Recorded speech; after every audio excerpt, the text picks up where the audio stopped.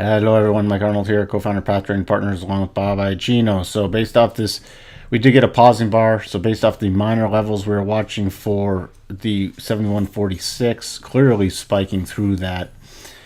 But that enabled us to go and move these levels up like that, which then gave us a 74.55 level right here, which we hit 74.48 and then we pulled back. So we can leave those levels in place. I'm going to move this up now to this area and even this up to this area because we have a bigger pullback straight to rotation zone, and you can see to the 12.5% GAN level.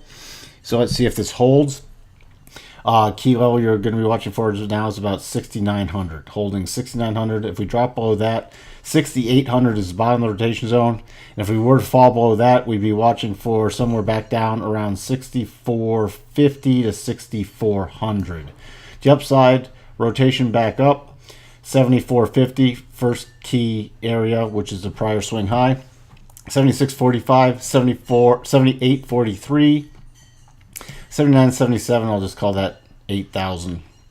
And then all the way up to 85.06, so 8,500. Let's check in on that daily chart. Daily chart, we are pulling away, as I mentioned, from the rotation zone. So the two things, either drift sideways, drifting sideways generally holds right around the 12.5% level. So if we keep holding there and drift sideways, watch what happens when the rotation zone comes up. If we break below that 12.5% level, especially with a key close on a 4-hour basis, then we'll be watching for that pullback back closer to the 25% level and the rising rotation zone. The rotation zone comes in on the daily at about 6,500 right now. Switching over to Ethereum. Ethereum, we didn't really get a pausing bar here, so I hope everybody moved up the levels. What you could have done was brought it back to here, which gave you the pausing bar, and then you would have still been looking at the cluster area of about 200 and then the next major area of 205, spiking through to 200 to 203, then coming back, finding key resistance back at that 200, now moving back to the rotation zone. At this point, we can move the levels up. 207, then 210 to 211.50.